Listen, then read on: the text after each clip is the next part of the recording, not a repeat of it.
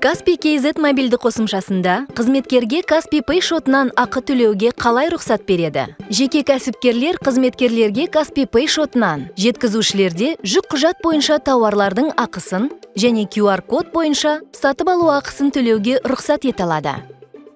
Бұл уақытты үнемдеуге көмектеседі. Сізге енді жеткізушілермен өз бетіңізше есеп айырысудың немесе ол үшін өз қызметкерлеріңізге ақша аударудың қажеті жоқ. Ақы төлеуді бақылауға көмектеседі.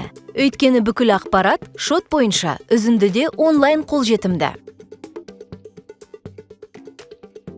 Kaspi Pay мобилді қосымшасында жеке банк сервисіне өтіңіз. Kaspi Pay шотын ашыңызда төлеуге рұқсат ету деп таңдаңыз. Шарттармен танысып,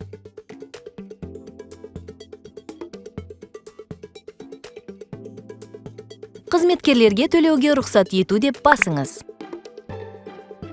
Тізімнен жұмыскерді таңдаңыз, немесе жаңа жұмыскерді қосыңыз. Ол Kaspi KZ мобилді қосымшасына тіркелген болуы тиіс.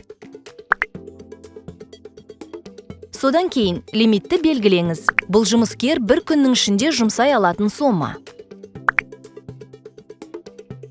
Және қызметкердің ненің ақысын төлейтінін таңдаңыз. Kaspi QR бойынша сатып алу немесе жеткізушілердің жүк құжаттары. Екеуін де белгілеуге болады.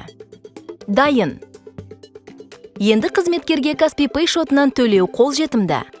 Kaspi KZ мобилді қосымшасында жұмыскерге төлеуге лимит берілгені туралы хабарлама келеді. Ол әр сатып алған сайын сізге Kaspi Pay мобилді қосымшасына хабарлама келеді. Онда чекке сілтеме, қызметкер, оның лимиті және шоттағы қаражат қалдығы туралы ақпарат болады. Осылайша жеңіл әрі оңай жұмыскерге Kaspi Pay шотынан ақы төлеуге рұқсат ете аласыз.